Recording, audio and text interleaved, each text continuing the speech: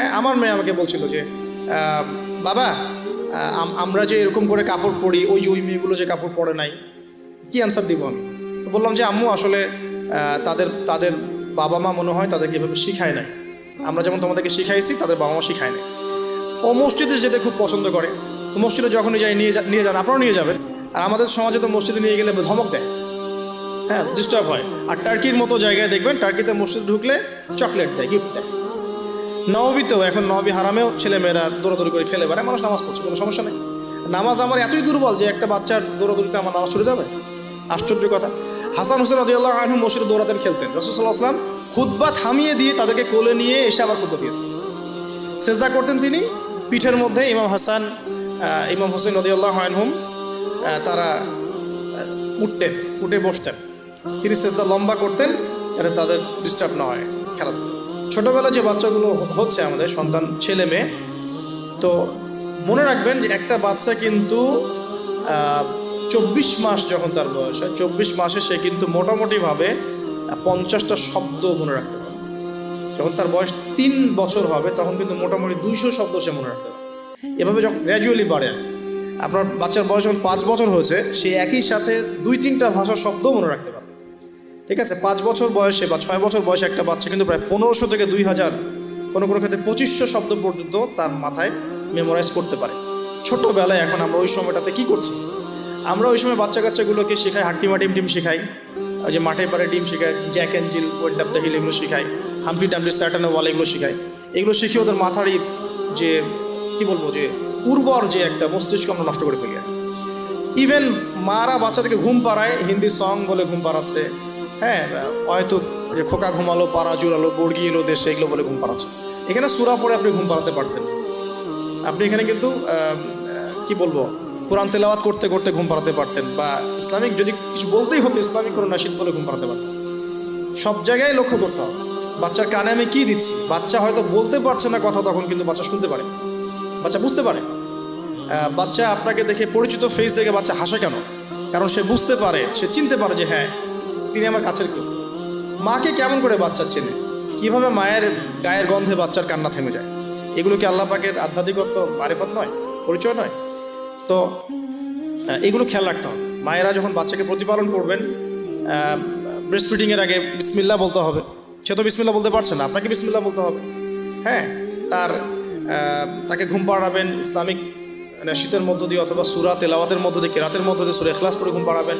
তাকে ঝাড়ফুঁক করবেন, তার গায়ের মধ্যে এত কিছু বেঁধে না দিয়ে তাকে সকাল সন্ধ্যা ঝাড়ফুঁক করবেন। এবং কয়েকটা দোয়া আপনি কন্টিনিউয়াসলি করবেন। আমি বলে দিই দোয়াগুলা। একটা সূরা আলে ইমরানের মধ্যে আছে, সূরা প্রথম দিকে আছে, সূরা আলে ইমরানের শুরুতে একটা দোয়া আছে যে রব্বি ইন্নী নাযারতু লাকা মা ফি বাতনি মুহাররারান ফাতাকাব্বাল মিন্নী ইন্নাকা আনতাস সামিউল আলিম। এটা একটা দোয়া। আর একটা, এটাও সূরা আলে ইমরানে আছে প্রথম দিকেই, যে রব্বি হাবলি মিন লাদুনকা যুররিয়াতান তাইয়্যিবা ইন্নাকা সামিউদ দুআ। এটাও একটা দোয়া আছে সূরা আলে ইমরানের প্রথম দিকে।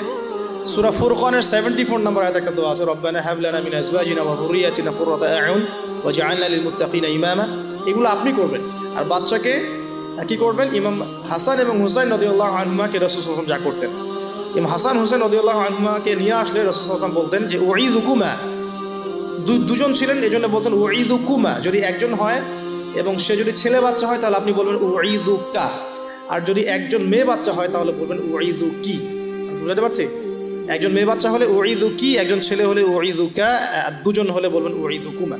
তো উঈযুকা দিয়ে শুরু করলাম। তো উঈযুকা বিকালিমাতিল্লাহি তাম্মা মিন কুল্লি শাইতানিন ওয়া হাম্মা ওয়া মিন কুল্লি আইনিন লাম্মা। এই দোয়াগুলো পড়ে বাচ্চাকে ঝাড়ফুঁক করতে হয়। বদনজর লাগতে পারে, চোখের নজর লাগতে পারে। তো এই দোয়াগুলো করা, পাশাপাশি সূরা ফালাক, নাস, ইখলাস এগুলো পড়ে ঝাড়ফুঁক করা, সূরা ফাতিহা পড়ে ঝাড়ফুঁক করা, বাচ্চা ভালো থাকবে ইনশাআল্লাহ। বাচ্চাকে যে ঘরে রাখবেন সেখানে কোনো প্রকার ছবি মূর্তি রাখবেন না। বাচ্চা রাত্রেবেলা ভয় পেয়ে কাঁদতে পারে, এগুলো করতে যাবেন না। ফিডিংটা ভালো দিবেন, ব্রেস্ট ফিডিং চেষ্টা করবেন। যদি কোনো কারণে মায়েদের কোনো প্রবলেম থাকে সেটা ডিফারেন্ট ইস্যু, তবে ব্রেস্ট ফিডিংটাই চেষ্টা করবেন। এতে মায়ের সাথে বাচ্চার একটা অন্তরঙ্গ সম্পর্ক তৈরি হবে, এটা বাচ্চার হক। এবার বাচ্চা যখন বড় হচ্ছে, ওকে আজে বাজে কিছু শেখাবেন। আস্তে আস্তে কথা বলা শিখবে, পরিবেশ পরিস্থিতি বোঝা শিখবে।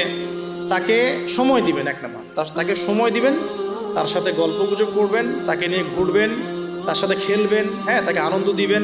আপনি আপনার টাইমের একটা অংশ তার জন্য ফিক্স রাখবেন, বাচ্চার জন্য ফিক্স রাখবেন। আর সব দায়িত্ব শুধু মায়ের উপর ছেড়ে দিবেন না, পুরুষের উপর অনেক দায়িত্ব আছে। এবং গ্র্যাজুয়ালি সে বড় হবে, পিতার সময় পিতার হকটা যেন পিতার থেকে পায়, মায়ের হকটা মায়ের থেকে পায়। এবার শিক্ষার কথা আসবে। ওকে এমন জায়গায় পড়াবেন না যেখানে পড়ালে তার কচি আত্মাটা নষ্ট হয়ে যায়। ফার্স্ট অফ অল পরিবারের পরিবেশ ঠিক করলাম।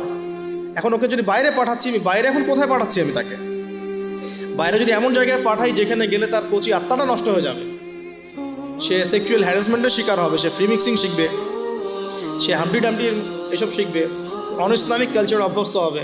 হ্যাঁ, এমন হয়ে যাবে আমার বাচ্চা লাইলাতুল কদর চিনে না, 31st নাইট চিনে, তারপর তো সমস্যা। তাহলে ওকে আমাকে পড়াশোনার ক্ষেত্রে এমন এনভায়রনমেন্ট দিতে হবে যে এনভায়রনমেন্টটাতে সে দুনিয়ার জ্ঞানগুলো অর্জন করতে পারে, পাশাপাশি পরকালীন জ্ঞান অর্জন করতে পারে। আল্লাহকে চেনে, রাসূলকে চেনে, কোরআনকে চেনে, হাদিস সুন্নাহ এগুলো যেন চেনে এবং জানে। এই জন্য ইনস্টিটিউশন কোথায়, প্রশ্ন হচ্ছে এটা। এখন যদি থাকে আলহামদুলিল্লাহ, খুব ভালো। যদি না থাকে, আমাদের পরবর্তী প্রজন্মকে বাঁচানোর স্বার্থে হলেও আমাদেরকে এরকম প্রতিষ্ঠান গড়ে তুলতে হবে। কারণ যেগুলো আছে সেগুলোকে আপনি চেঞ্জ করতে পারছেন না। যদি মাদ্রাসা দিয়ে দেন, ম্যাক্সিমাম মাদ্রাসা একমুখী শিক্ষা দিয়ে দিচ্ছে, কম্বাইন্ড এডুকেশন এখানে খুব একটা পাওয়া যাচ্ছে না। যেটা পাওয়া যায় সেটা প্রয়োজনের তুলনায় নিতান্তই কম। যারা ওয়ার্ল্ড ডিল করেন তারা বুঝতে পারবে। আবার সেকুলার জায়গায় দিয়ে দিলে কি হবে? সে তো ইসলাম থেকে টোটালি ডিটাচড হয়ে গেল। তো প্রতিষ্ঠানের রিফর্ম করতে হবে, অথবা নতুন করে গড়ে তোলার চেষ্টা করতে হবে, বা সিলেবাসে পরিবর্তন আনার চেষ্টা করতে হবে। এরপর যখন সে কৈশোরে যাবে, দেখবেন শৈশবের বীজটা ভালো ছিল, কৈশোরে ইনশাল্লাহ আপনার বাচ্চা টিকটক প্রজন্মের মতো হবে না ইনশাল্লাহ। কিশোর গ্যাংয়ে যোগ দিবে না ইনশাল্লাহ। ওই যে 8, 9, 10 পরে সিগারেট খাবে না ইনশাল্লাহ। 8, 9, 10 মেয়েরা তো অনেকে জেনা করে সতীত্ব নষ্ট করে ফেলছে না, এখন এরকম হবে না ইনশাল্লাহ। একটা পয়েন্ট বলতে ভুলে গেছে, মেয়ে বাচ্চা যদি হয়ে যায়, শুরু থেকেই পর্দা শেখাতে হবে। বড় হয়ে পর্দা করবে এই কনসেপ্টে যায় না। ফ্রম ভেরি বিগিনিং তাকে পর্দা শেখাতে হবে এবং তার ব্যাপারে খুব বেশি সতর্ক থাকতে হবে। কারণ কাছের মানুষদেরকে দিয়েই মেয়েরা কিন্তু এখন সেক্সুয়াল হ্যারাসমেন্টের শিকার হচ্ছে, চাচার দ্বারা হচ্ছে, কাজিনের দ্বারা হচ্ছে, মামা দুলা ভাই ইত্যাদির দ্বারা হচ্ছে। সো এইগুলো বাসার মধ্যে অ্যালাউ করবেন। আমি তো বলি যে মেয়ে বাচ্চাকে কার কোলে তুলে দিচ্ছেন সেটা তো সতর্ক থাকতে হবে। কার কোলে বাচ্চাকে তুলে দিচ্ছে? কারণ ম্যাক্সিমাম মানুষই তো পর্নোগ্রাফিতে আসক্ত না এখন। ওর কাছে তো বাচ্চা কিছুই না, বাচ্চা মানে ওর কাছে একটা বস্তু। ও তো বাচ্চাকে পেলে ওটা করে রেখে দিবে একেবারে। এটা হচ্ছে না অ্যাভেলেবেল এখন। সো বাচ্চা মেয়েদের ক্ষেত্রে আরও বেশি সতর্ক থাকতে হবে। প্রয়োজনে মহিলাদের স্বতন্ত্র মাদ্রাসা গড়ে তুলে সেখানে আপনার মেয়েকে পড়াশোনা করান এবং আপনার স্ত্রীকে সেই মাদ্রাসায় দায়িত্ব দেন। আপনার স্ত্রীকে সেখানে কাজে ইনভলভ করেন যেন সে মনিটর করতে পারে। আর সিসি ক্যামেরার কোনো বিকল্প নাই, রাখতেই হবে। এখন এই যুগ চলছে আর কি, সিসি ক্যামেরার কোনো বিকল্প নাই, রাখতে হচ্ছে। ঠিক আছে? তো বাসায় কাদেরকে এক্সেস দিচ্ছেন, কাকে দিচ্ছেন না, পুরো বিষয়গুলো ঠান্ডা মাথায় ডিল করে আপনাকে আগাতে হবে। মেয়ে বাচ্চার ক্ষেত্রে অতিরিক্ত সতর্কতার কথা আমি বলছি আর কি। আর ছেলে বাচ্চার ক্ষেত্রে সতর্ক থাকবো কেন? বাইরের পরিবেশ তো আর আমার বাড়ির মতো না। বাইরের পরিবেশে গিয়ে যখন দেখবে যে মিথ্যা বলে কিছু আছে, প্রতারণা বলে কিছু আছে, ওকে কেউ ধমক দিচ্ছে, কেউ তাকে সেক্সুয়ালি টাচ করছে, ব্যাড টাচ, গুড টাচ, ও বোঝার ক্ষমতা কিন্তু ওরা আছে কোনটা ব্যাড টাচ কোনটা গুড টাচ। এখন ও তো ভিতর থেকে ডিস্ট্রয়েড হয়ে যাবে। তখন কি হবে? এখানে সলিউশনটা কি হতে পারে? আপনাকে অ্যাজ এ ফ্রেন্ড জগৎটা তাকে বুঝাতে হবে যে বাবা মা, আসলে জগতে ভালো মানুষও আছে, পচা মানুষও কিন্তু আছে। ভালো কাজ যেমন আমরা যেমন নামাজ পড়ি, আমরা যেমন এইগুলো ভালো কাজ করি, পচা কাজও মানুষ করে। মানুষ কিন্তু এই করে। বাচ্চা কিন্তু প্রশ্ন করবে, বাবা এটা কেন, ওটা কেন, আব্বু এটা কেন, ওইটা কেন। সব প্রশ্নের উত্তর আপনাকে দিতে হবে।